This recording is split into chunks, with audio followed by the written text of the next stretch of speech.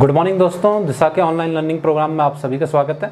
और आज हम एसिड बेस और सॉल्ट वाला जो चैप्टर हम कर रहे थे, आज हम इसे फिनिश करेंगे। थोड़ी सी ही चीज़ें इसमें बची थी और थोड़े से ऑब्जेक्टिव भी मैं आपको बताऊंगा। लास्ट टाइम पे जो मैंने बताया था आपको बताया था कॉमन सॉल्ट के बारे में और साथ ही साथ ब्लैक सॉल्ट के बारे में। ठीक है, तो ये जानकारी यहाँ पे हो गई थी। इसके आगे मैंने बताया था आपको कुछ डबल सॉल्ट के विषय में देखना है और डबल सॉल्ट से कैसे क्वेश्चन आते हैं वो भी मैं आपको बताता हूँ। हेडिंग बनानी है आपको डबल सॉल्ट। डबल सॉल्ट कभी कभी इससे क्वेश्चन आ जाते हैं, वैसे 12th लेवल पे होता है। अगर आपको ये ना दिख रहा हो तो थोड़ा नीचे लिख लेता हूँ मैं, डबल सॉल्ट। ठीक है, डबल सॉल्ट।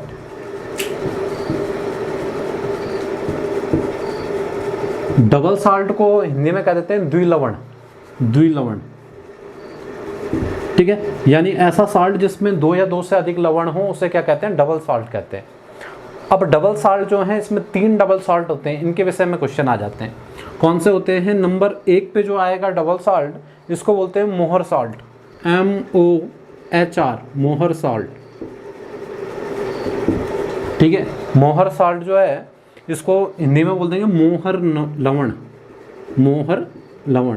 तो ये क्वेश्चन आ जाए कि मोहर लवण क्या है, यानी इसका रासायनिक सूत्र हमें पता होना चाहिए। तो क्या है? FeSO4 डॉट, मोहर सॉल्ट का ये केमिकल फार्मूला बता रहा हूँ, FeSO4 डॉट NH4 का होल ट्वाइस डॉट 6SO, पहले आएगा SO4 डॉट 6H2O।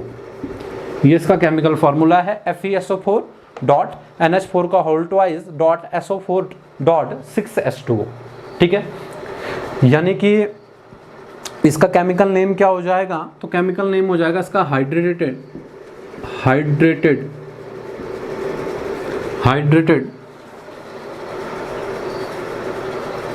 ठीक है, Fe लग रहा है आपको, ferrous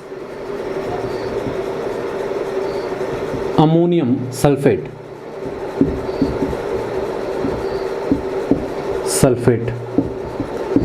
hydrated ferrous ammonium sulphate. ठीक है, तो ये इसका क्या हो गया, केमिकल नेम हो गया। और ये एक प्रकार का क्या है, डबल सॉल्ट है। इसका यूज जो होता है, सारे ही डबल सॉल्ट का यूज जो होता है मेडिसिन बनाने में होता है। ठीक है, सारे डबल सॉल्ट जो होते हैं ये मेडिसिन बनाने में, दवाइयाँ बनाने में यूज किए जाते हैं। सारे के सारे डबल सॉल्ट, 3 कराऊंगा मैं, तीनों के तीनों का यूज होता है मेडिसिन बनाने में। पेपर में क्वेश्चन कैसा आता है यहाँ से देखिए, या तो ये आ जाएगा कि मोहर सॉल्ट जो है इसका फॉर्मूला। अब ऐसा क्वेश्चन कम आता है कि मोहर सॉल्ट का पूरा फॉर्मूला पूछ लो। ज़्यादा क्वेश्चन जो इससे आता है वो इस टाइप से आता है कि मोहर सॉल्ट जो है ये किस मेटल का सॉल्ट है। मोहर सॉल्ट किस मेटल का सॉल्ट है, ऐसा आ जाएगा। तो इसमें आप देख रहे हो कि मोहर सॉल्ट का अगर आपको फार्मूला याद हो तो इसमें दिख रहा है मैं फेरस, यानी आयरन। तो आयरन का एक सॉल्ट होता है, आयरन का एक सल्फेट होता है, जो है कौन, मोहर सॉल्ट। तो ऐसा क्वेश्चन आ जाता है कि मोहर सॉल्ट जो है ये किस मेटल का सॉल्ट होता है या किस मेटल का सल्फेट होता है। तो आंसर आपको याद रखना है Fe। ठीक है, यानी कि आंसर क्या हो जाएगा, आयरन आ जाएगा। इस टाइप का क्वेश्चन ज़्यादा आता है। वैसे ये भी आ सकता है इसका फॉर्मूला या इसका नेम, लेकिन क्वेश्चन ज़्यादा इस टाइप का आता है कि ये किस धातु का ये जो है सल्फेट है, किस धातु के सल्फेट को मोहर सॉल्ट कहते हैं। तो आंसर हो जाएगा Fe। ठीक है, इस टाइप का क्वेश्चन जो होगा वो ज़्यादा देखने को आपको मिलेगा। अब हम दूसरे डबल सॉल्ट की बात करते हैं। इसका नाम है इप्सम सॉल्ट। इप्सम हिंदी में भी सेम होगा, इप्सम सॉल्ट। इप्सम सॉल्ट, ठीक है, इप्सम सॉल्ट। इप्सम सॉल्ट क्या होता है? MgSO4 dot 7H2O। MgSO4 dot 7H2O, यानी इसे बोलेंगे हाइड्रेटेड क्या हो गया ये, magnesium sulphate. Magnesium sulphate, hydrated magnesium sulphate. ठीक हो गया, ये इसका नाम हो गया। यहाँ इसका यूज भी जो होगा वो मेडिसिन बनाने में होगा। बहुत सारी एंटीबायोटिक जो दवाइयाँ होती हैं उसको बनाने में इसका यूज किया जाता है। ठीक हो गया। यहाँ से भी आएगा कि इप्सम सॉल्ट जो है ये किस मेटल का, किस धातु का सल्फेट होता है या किस धातु का ये सॉल्ट होता है। तो आंसर क्या हो जाएगा, मैग्नीशियम। ठीक है, इप्सम में क्या टिक करेंगे, मैग्नीशियम। और जब मोहर पूछेगा तो क्या टिक करेंगे, आयरन। ठीक है, Fe। तीसरा जो आएगा, तीसरे नंबर का सॉल्ट, इसे कहते हैं कौन सा, Glauber salt. Glauber salt, Glauber salt, ठीक है, GLABUR, ठीक है, ग्लोबर सॉल्ट।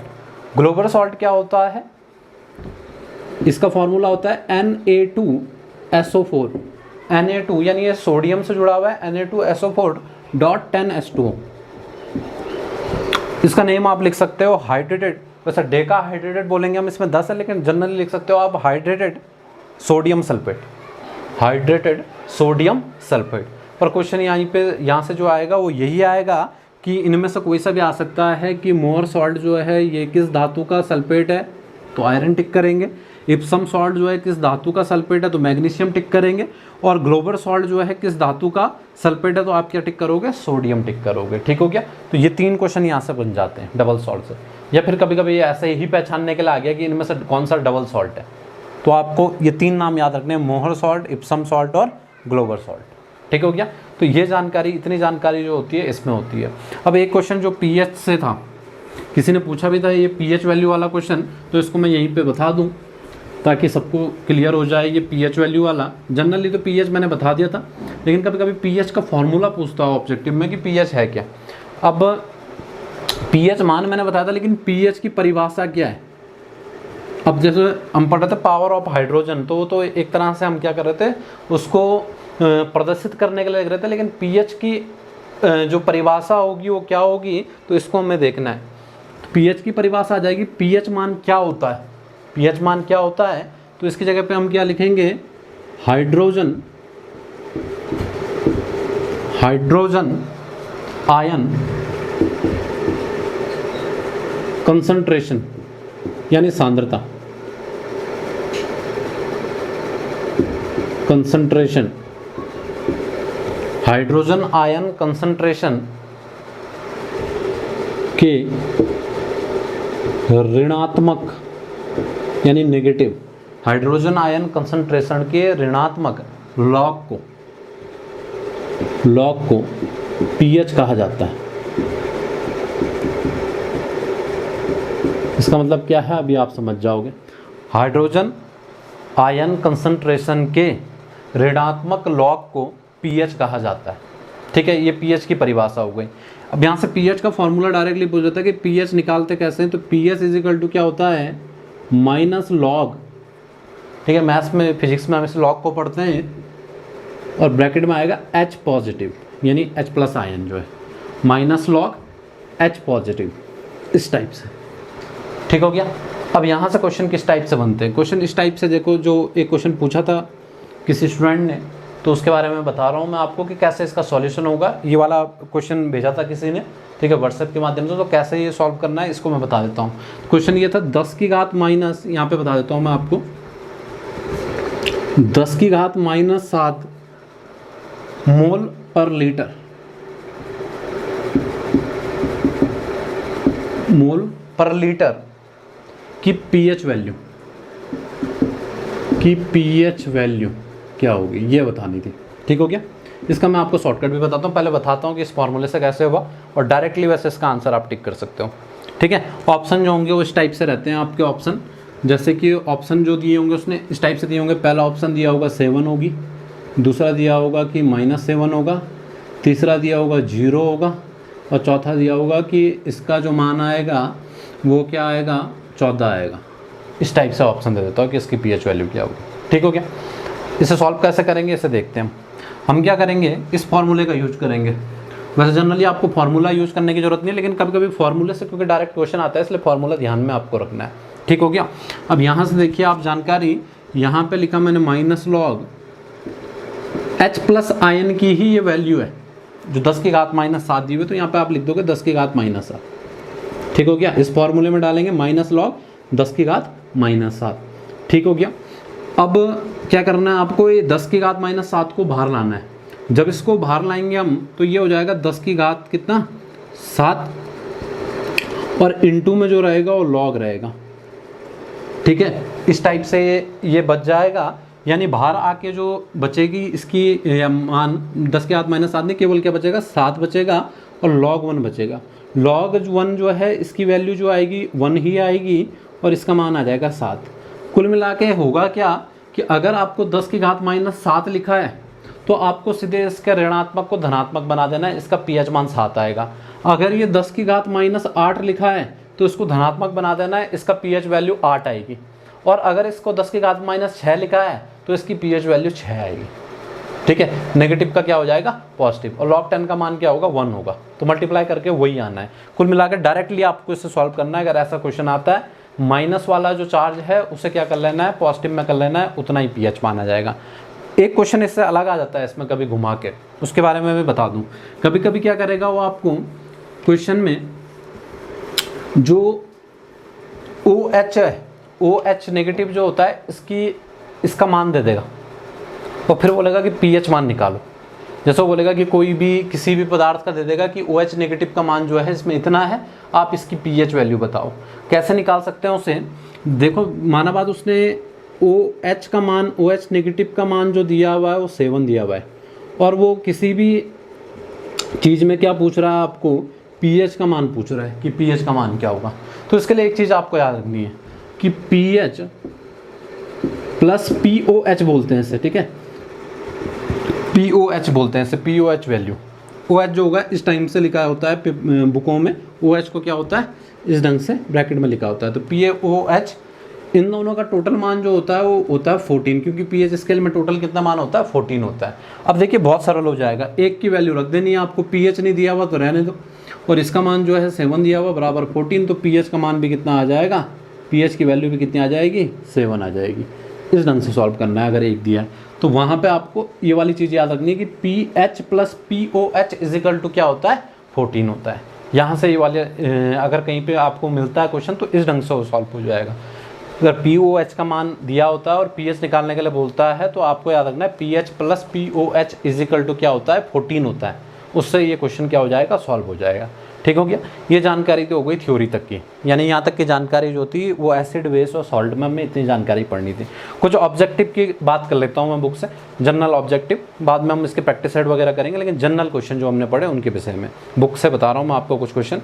जैसे पहला क्वेश्चन जो है इसमें यह है कि अम्ल वह पदार्थ है जो, अम्ल वह पदार्थ है जो, ऑप्शन है पहला इलेक्ट्रॉन ग्रहण करता है, दूसरा है इलेक्ट्रॉन प्रदान करता है, तीसरा है प्रोटॉन देता है, और चौथा है OH माइनस आयन देता है। अब ये बात कर रहा है अम्ल की, तो एसिड का OH नेगेटिव से तो कोई लेना देना नहीं है, ये तो बेस देते हैं, तो ये ऑप्शन तो हट जाएगा। दूसरी बात, हमने कुछ थ्योरी पढ़ी थी, जिसमें हमने एसिड और बेस की परिभाषा पढ़ी थी, ठीक है, उनमें कहीं भी इलेक्ट्रॉन वाली थ्योरी नहीं आई थी। एक थ्योरी उसमें आई थी कि जो प्रोटॉन देगा वो क्या होगा, एसिड होगा, जो प्रोटॉन लेगा वो क्या होगा, बेस होगा। तो यहाँ पे से जो आंसर हो जाएगा वो क्या हो जाएगा, जो प्रोटॉन देता है वो एसिड होता है। इलेक्ट्रॉन वाली कोई थ्योरी नहीं है, दो ऑप्शन इलेक्ट्रॉन वाले हैं तो वो थ्योरी है नहीं। एक OH नेगेटिव वाला है तो OH नेगेटिव बेस देता है, तो OH नेगेटिव वाला ऑप्शन भी हट जाएगा। तो आंसर जो हो जाएगा वो क्या हो जाएगा, जो प्रोटॉन देता है वो अम्ल होता है। दूसरा क्वेश्चन देखिए, भस्म वह पदार्थ है जो, भस्म मैंने बताया था बेस को ही कहते हैं। फिर से ऑप्शन है प्रोटॉन देता है, प्रोटॉन ग्रहण करता है, इलेक्ट्रॉन देता है, इलेक्ट्रॉन युग्म ग्रहण करता है। तो अभी जैसे मैंने बताया जो प्रोटॉन देता है वो तो एसिड, और जो प्रोटॉन ग्रहण करता है वो क्या हो जाएगा, बेस हो जाएगा, भस्म हो जाएगा। ठीक है, तो इसका आंसर हो जाएगा जो प्रोटॉन ग्रहण करता है। तीसरा क्वेश्चन है अम्ल और भस्मों की अभिक्रिया के फलस्वरूप बने पदार्थ को क्या कहते हैं, यानी एसिड और बेस की अगर रिएक्शन करेंगे तो क्या बनता है, मैंने आपको बताया था क्या बनते हैं, सॉल्ट बनते हैं। तो ऑप्शन है इसमें अम्ल, लवण, ईस्टर या अल्कोहल। तो आंसर क्या हो जाएगा, लवण। ठीक है, अगला क्वेश्चन है इसमें चौथा, उदासीनीकरण क्रिया से बनता है, यानी न्यूट्रलाइज रिएक्शन जो मैंने बताई थी इससे क्या बनता है। ऑप्शन है अम्ल, दूसरा है भस्म, तीसरा है लवण, और चौथा है लवण व जल।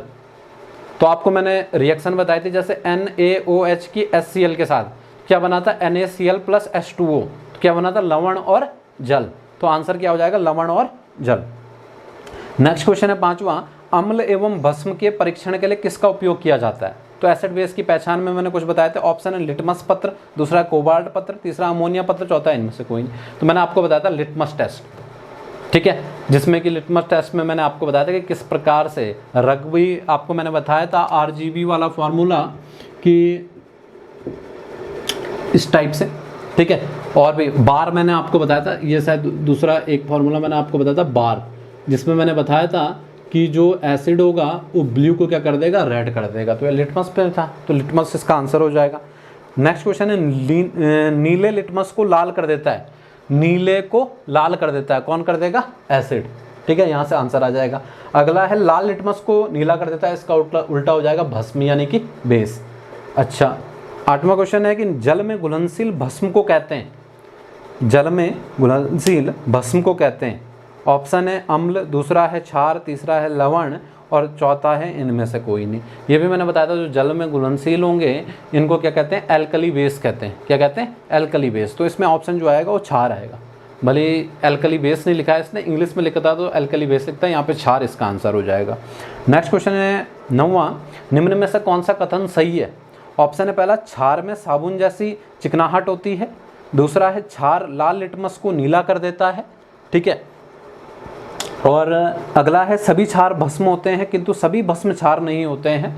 तो आंसर, और चौथा है उपरोक्त सभी। तो आंसर क्या होगा? उपरोक्त सभी। ये भी मैंने आपको बताया था कि सभी क्षार जो होंगे वो क्या होंगे? भस्म होंगे। एल्कली जो होंगे, एल्कली बेस जो होंगे, बेस तो है ही हो, लेकिन वो साथ में जल में घुलनशील है। लेकिन जरूरी नहीं है कि सारे भस्म क्या हो? क्षार हो, क्योंकि सारे के सारे बेस जल में घुलनशील हो ऐसा नहीं होता। तो ये भी मैंने आपको 2 कैटेगरी में बताया था, तो ये वाला भी सही है। और क्षार लाल लिटमस को नीला कर देता है, ये तो हमने देखा ही है, तो ये ऑप्शन भी सही हो जाएगा। तो इस ढंग से हम उस जानकारी का यहाँ यूज कर सकते हैं। ठीक है, नेक्स्ट क्वेश्चन है, सभी अम्ल जल में घुल के प्रदान करते हैं। ऑप्शन है पहला OH- आयन, दूसरा H+ आयन, तीसरा इलेक्ट्रॉन, चौथा न्यूट्रॉन। तो मैंने बताया था कि अम्ल क्या देते हैं? H+ आयन, और क्षार क्या देते हैं? OH- ion. तो H+ आयन इसका आंसर होगा। नेक्स्ट क्वेश्चन है, भस्मों का स्वाद होता है, यानी बेस का। ऑप्शन है खारा, खट्टा, मीठा या स्वादहीन। तो आंसर जो होगा इसका खारा स्वाद। ठीक है, बिटर इसका होता है, तो खारा स्वाद इसका हो जाएगा। ठीक हो गया। 12वां जो क्वेश्चन है, भस्मों के जलीय घोल में कौन सा आयन होता है? भस्मों के यानी बेस के कौन सा आयन निकलेगा? OH-। तो ये भी क्वेश्चन आसानी से हो जाएगा। 13वां क्वेश्चन है, सभी लवण होते हैं वैद्युत अनअपघट्य, दूसरा है विद्युत अपघट्य, स्थायी अपघट्य या उदासीन। तो सारे लवण जो होते हैं, क्योंकि लवण जो होगा उसमें क्या होगा कि अम्ल भी होगा प्लस क्षार भी होगा, उन दोनों के रिएक्शन से बना। अम्ल से उसे पॉजिटिव आयन मिला होगा और क्षार से नेगेटिव आयन मिला होगा। तो ऐसे में जो होगा वो हमेशा विद्युत का क्या होगा? सुचालक होगा, यानी वैद्युत अपघट्य होगा। जल में क्या हो सकता है? वो टूट सकता है, और वैद्युत अपघट्य वो होगा। ये आंसर हो जाएगा। नेक्स्ट क्वेश्चन है, pH मान का निर्धारण किसने किया था? ऑप्शन है लवेजियर ने, प्रिस्टले ने, कैवेंडिश ने या सोरेनसन ने। तो इसका जो आंसर हो जाएगा सोरेनसन, मैंने आपको बताया pH मान के लिए। नेक्स्ट क्वेश्चन है 15वां, शुद्ध जल में हाइड्रोजन आयन सांद्रण का मान क्या होता है? तो ये आपको ध्यान रखना है कि शुद्ध जल में हाइड्रोजन आयन सांद्रण का मान क्या होता है? 10⁻⁻⁷।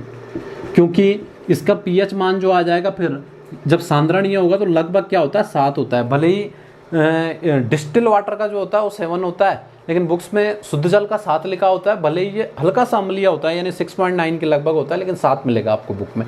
तो सांद्रण आएगा तो 10⁻⁻7 लिख देंगे, pH वैल्यू आएगी तो क्या लिख देंगे? 7। जैसे मैंने आपको pH वैल्यू निकालनी बताई, तो क्या हो जाएगी? 7 हो जाएगी। अच्छा, नेक्स्ट क्वेश्चन है 16वां, अम्लीय घोल का pH मान क्या होता है? ऑप्शन है 7, 7 से कम, 7 से अधिक, या आप बता सकते हो एसिड क्या होते हैं? 7 से कम वाले होते हैं। क्षारीय घोल का pH मान, अगला क्वेश्चन है, 7 से अधिक। उदासीन घोल का pH मान आपको पता है 7 होता है। ठीक है, नेक्स्ट क्वेश्चन जो है, रक्त का pH मान सबको पता है, मानव रक्त का 7.4। इसलिए क्या होता है? बेसिक एल्कलाइन इसका नेचर होता है, जल में घुलनशील होता है, साथ में क्षारीय प्रवृत्ति का होता है। अच्छा, अगला क्वेश्चन है, HCl एसिटिक अम्ल से अधिक शक्तिशाली है क्योंकि? मैंने आपको बताया था कि स्ट्रॉन्ग एसिड कौन होंगे? जो ज़्यादा क्या देंगे? H+ आयन देंगे। तो वैसा ही ऑप्शन हम ढूंढेंगे कि हाइड्रोक्लोरिक अम्ल एसिटिक अम्ल से अधिक शक्तिशाली है। ऑप्शन है H, यह H+ आयन उत्पन्न करने हेतु संपूर्ण आयनित हो जाता है। तो ये सही आंसर हो जाएगा, क्योंकि जो जितना ज़्यादा H+ आयन देगा उसकी pH वैल्यू उतनी कम आएगी और वो उतना ज़्यादा एसिडिक होगा। ठीक हो गया? तो ये आंसर हो जाएगा। नेक्स्ट क्वेश्चन जो है 23, जो लवण अम्लीय हाइड्रोजन परमाणु या हाइड्रोक्सिल आयन को मुक्त करते हैं कहलाते हैं? अब देखिए, ये बोल रहा है कि हाइड्रोजन परमाणु भी बोल रहा है और हाइड्रोक्सिल आयन भी बोल रहा, यानी H+ भी और OH- भी। जो इन दोनों को मुक्त करेगा वो क्या होगा? लवण होगा। सीधी सी बात है, क्योंकि अम्ल में तो H+ ही होगा, वो बेस में OH- होगा, लेकिन इन दोनों को लिख रहा है तो वो क्या हो जाएगा? लवण इसका आंसर हो जाएगा। नेक्स्ट क्वेश्चन है, मोहर सॉल्ट क्या है? ऑप्शन है सरल लवण, संकर लवण, द्विक लवण या जटिल लवण। तो आंसर क्या हो जाएगा? द्विक लवण। डबल सॉल्ट है। अभी मैंने मोर आपको बताया था कि ये क्या होता है, डबल सॉल्ट होता है, तो यहाँ से आप उसको टिक कर लोगे। अच्छा, नेक्स्ट क्वेश्चन जो है वो क्वेश्चन है कि पीएच वैल्यू क्या दर्शाता है, पीएच वैल्यू क्या दर्शाता है। ऑप्शन है नेगेटिव से फोटो बनाने के काम में लाने के लिए रासायनिक गुणवत्ता, दूसरा है किसी घोल के अम्लीय व क्षारीय का मूल्यांक। ये आपको पता है पीएच वैल्यू से क्या लगता है, एसिडिक और बेसिक नेचर का पता लगता है, तो ये आंसर टिक हो जाएगा। अच्छा, ताजे दूध का पीएच 6 है, यह खट्टा हो जाता है तो पीएच मान क्या हो जाएगा। ये बोला कि ताज़ा दूध जिसका पीएच मान अभी 6 है और ये खट्टा हो जाता है तो इसका पीएच मान क्या होगा। तो इसका पीएच मान क्या होगा, तो सीधी सी बात है कि इसके पीएच मान जो हो जाएगा वो कितने से कम होगा, 7 से कम होगा, लेस देन 7, यानी खट्टापन है, यानी कि ये अभी क्या है, एसिडिक है। तो इस टाइप का ऑप्शन इसमें टिक हो जाएगा। नेक्स्ट क्वेश्चन जो है वो है अमोनियम क्लोराइड का जलीय विलयन होता है, अमोनियम क्लोराइड का NH4Cl, इसका जो जलीय विलयन होता है वो क्या होता है, अम्लीय, क्षारीय, उदासीन या रंगीन। तो इसका आंसर जो हो जाएगा वो हो जाएगा क्षारीय। ये कैसे प्रवृत्ति का होता है, क्षारीय प्रवृत्ति का होता है। मैंने बताया था आपको कि कैसे निकालना है, जो मैंने बताया था कि पहले वाले के आगे OH लगाना है, दूसरे के आगे H लगाना है, फिर देखना है स्ट्रॉन्ग एसिड स्ट्रॉन्ग बेस किसकी अभिक्रिया हो रही है, वहाँ से हम इसे बता सकते हैं। ठीक हो गया। और लास्ट क्वेश्चन जो है वो है शुद्ध जल का pH क्या है, 0, 1, 7 या 14। तो 7 कर देंगे, जो मैंने अभी बताया था, सांद्रण 10⁻⁷, तो pH को 7 टिक कर सकते हैं हम। और एक क्वेश्चन ये है जलीय विलयन की अम्लीयता के परीक्षण के लिए कौन सा उपकरण प्रयोग किया जाता है, हाइग्रोमीटर, एसिडोमीटर, pH मीटर या एमी मीटर। तो इसका आंसर जो हो जाएगा वो हो जाएगा pH मीटर। ठीक हो गया। तो इतनी जानकारी आपकी यहाँ तक की हो गई है। इसके अलावा आपको इसके बाद जो है नेक्स्ट चैप्टर कराया जाएगा साइंस में, केमिस्ट्री में, और साथ में FRI वगैरह के जो फॉर्म आए हैं उनको आप भर सकते हो, क्योंकि साइंस एक ही है, साइंस का ही उसमें ज़्यादा पोर्शन आना है, और साइंस आप पढ़ रहे हो तो जितने भी साइंस के फॉर्म आए उनको आप भरते रहो, ताकि आपकी क्या है, प्रैक्टिस पता रहे। जैसे ऑब्जेक्टिव बुक के थे मैंने करा दिए, ठीक है। तो अगर आप उस थ्योरी को पढ़ोगे लगातार तो इतनी बहुत ज़्यादा दिक्कत ऑब्जेक्टिव करने में नहीं होगी दिक्कत, ठीक है। तो इतनी जानकारी जो हो गई है ये अभी के लिए हो गई है। इसके बाद हमने नेक्स्ट चैप्टर पढ़ना है। तो आज के लिए इतना ही, धन्यवाद।